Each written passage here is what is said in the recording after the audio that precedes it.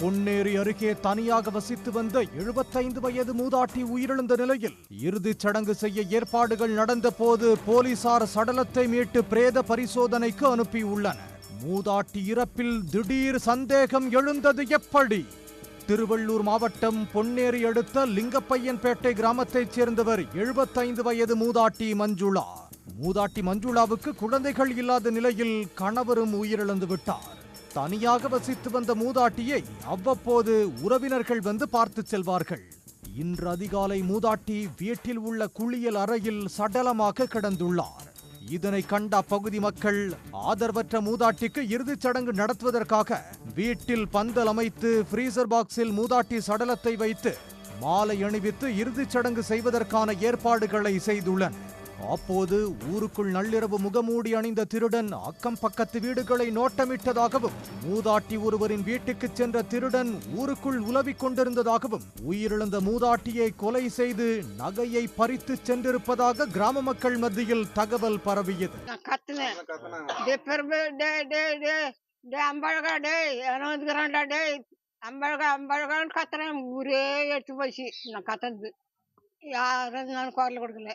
அப்போ எனக்கு பேச்சு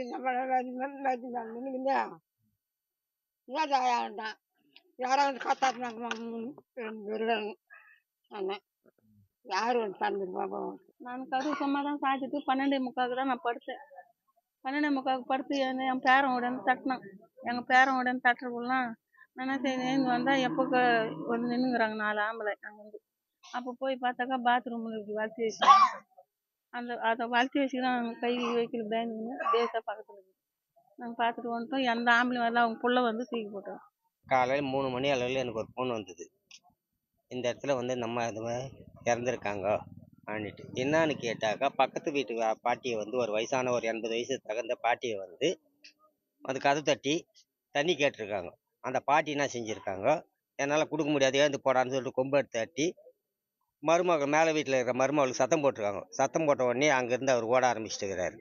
அவங்க வந்து தனியாக வரத்துக்கு பயந்துக்கிட்டு பக்கத்து வீட்டுக்காருக்கு ஒருத்தருக்கு ஃபோன் அடித்து அவங்க வந்து இன்னொருத்தருக்கு ஃபோன் பண்ணி அவங்க எல்லாரும் கும்பல் சேர்ந்து வந்து இங்கேருந்து பார்த்தா யாரும் இல்லை. கொஞ்ச நேரம் கழிச்சு அந்த இறந்து கிடக்கிற பாட்டி வீட்டாலேருந்து ஒரு பித்தளை தேவசாவை தூக்கிட்டு அந்த பக்கம் ஒரு முகமுடி போட்ட நபர் ஒருத்தர் வந்துட்டு இருக்காரு. அவரை பார்த்து குரலை கொடுத்தோடனே தேவசாவை தூக்கி விசிறி போட்டுட்டு அவர் ஓட ஆரம்பிச்சிட்டாரு. இவங்க விரட்டின உடனே வேலிக்குள்ளே புந்து ஓடிட்டார். அந்த பக்கம் அங்கே பாட்டி வீட்டாண்ட வந்தால் பாட்டி அம்மா வந்து வீட்டுக்குள்ளே இல்லை. வெளியே வந்து பார்த்தா பாத்ரூமில் வந்து இறந்து கிடக்குறாங்க, கழுத்து நெரிக்கப்பட்ட நிலையில்.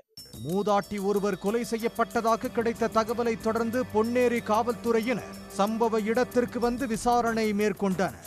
மூதாட்டி சடலம் கண்டெடுக்கப்பட்ட குளியலறை பகுதியில் காவல்துறையினர் இரத்த காயம் உள்ளிட்டவை ஏதேனும் உள்ளதா என ஆய்வு செய்தனர்.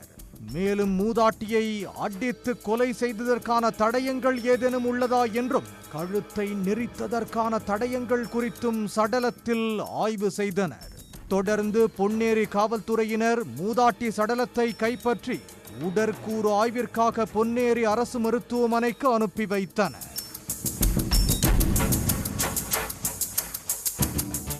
மூதாட்டியின் சடலத்தில் காயம் ஏதும் இல்லாததால் நள்ளிரவு நேரத்தில் இயற்கை உபாதை கழிக்கச் சென்ற போது மூதாட்டி இயற்கையாக மயங்கி விழுந்து உயிரிழந்தாரா அல்லது கொலை செய்யப்பட்டாரா என்பது பிரேத பரிசோதனை அறிக்கை வந்த பிறகு தெரியவரும் என காவல்துறை தரப்பில் தெரிவிக்கப்பட்டுள்ளது.